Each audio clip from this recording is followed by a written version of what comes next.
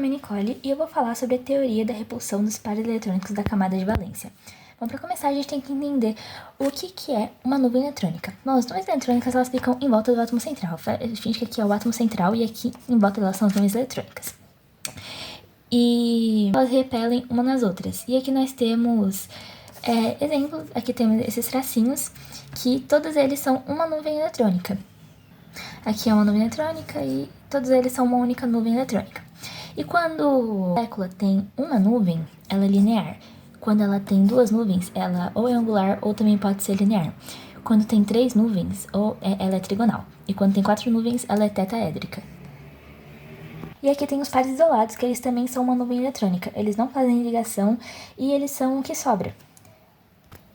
Bom, e agora que a gente vai falar sobre a teoria.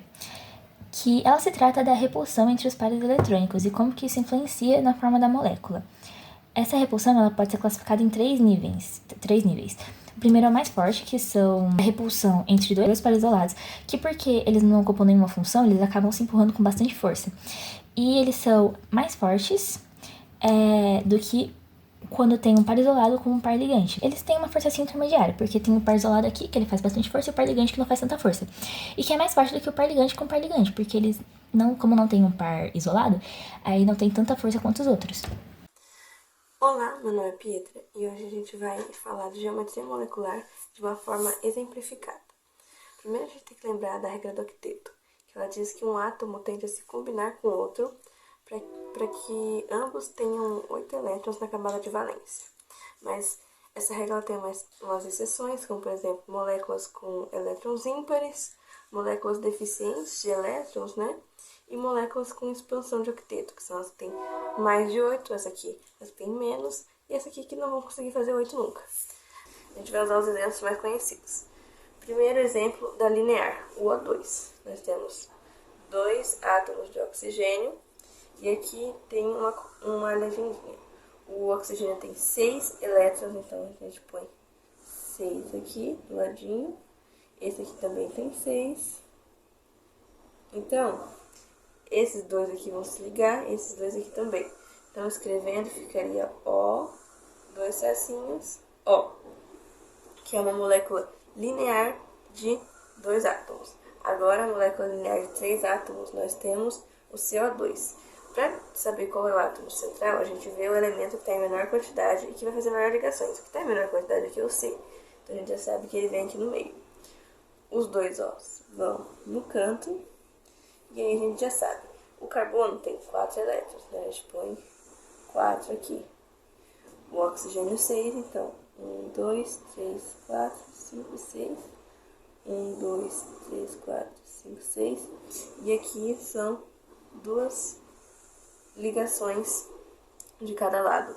O carbono com 4 fez mais 4 ligações, ficou com 8. E o oxigênio, que tinha 6, fez 2 ligações, ficou com 8 também.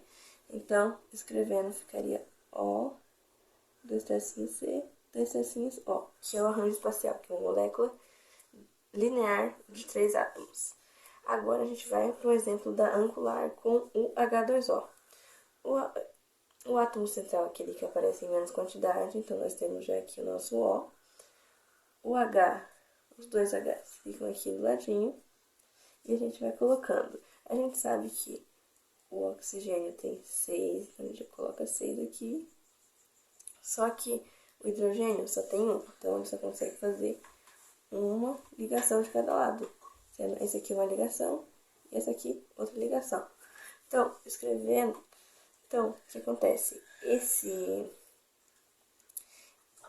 par isolado aqui, ele vai fazer com que esses dois, eles desçam, eles vão ir um pouquinho mais para baixo por conta da repulsão desse par isolado que é muito forte.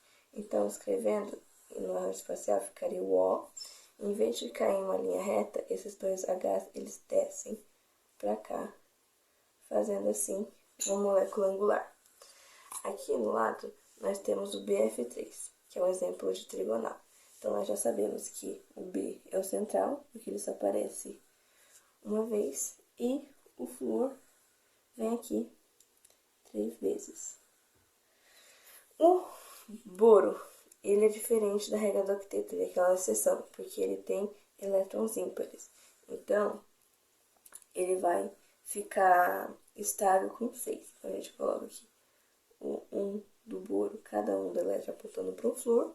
E o flor tem 7, então a gente só precisa fazer uma ligação para ficar estável.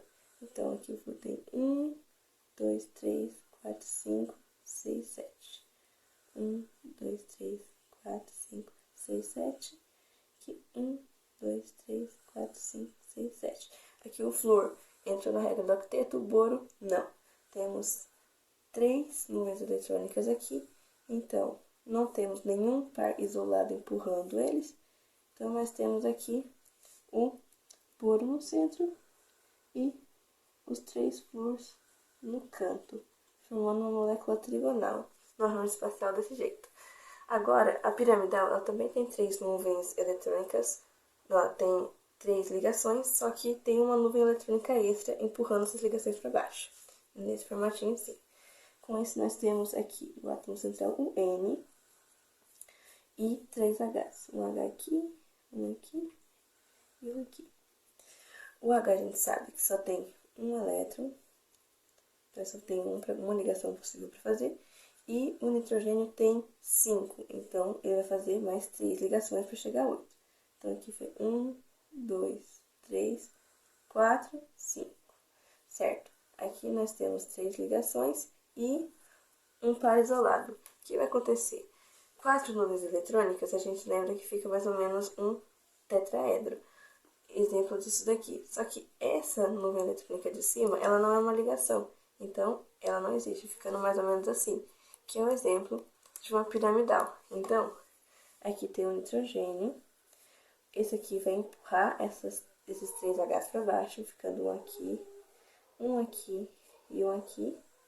Aqui essa linha mais grossa, o que está apontando pra gente, a linha tracejada que está pro fundo e a linha reta que está no plano. Aqui, por fim, a gente tem um exemplo de tetraédrica, que é o CH4. Novamente, a molécula que aparece em menor quantidade é a central, a molécula não, desculpa, o átomo. E aí, nós temos os 4 Hs aqui no cantinho. Cada H tem um elétron disponível para fazer uma ligação, e o carbono só precisa de 4. Então, tem aqui 1, 2, 3, 4, formando aqui 4 ligações. São 4 nuvens eletrônicas, e diferente do exemplo de cima, nenhuma dessas nuvens é um par isolado. Então, o arranjo espacial deles vai ficar mais equilibrado, a repulsão fica mais equilibrada, ficando mais ou menos desse jeitinho aqui, sendo o C o átomo central, aqui o H apontando pra gente, aqui o H apontando pro fundo, o H no plano e o H indo pra cima. É como se fosse uma pirâmide aqui, um tripé com uma anteninha. Por que acontece isso e não isso aqui? Porque 90 graus seria uma tensão muito forte, uma repulsão muito forte. Então, eles meio que se cruzam desse jeito aqui para diminuir o máximo possível da repulsão entre eles. E esse aqui é a aula, foi isso.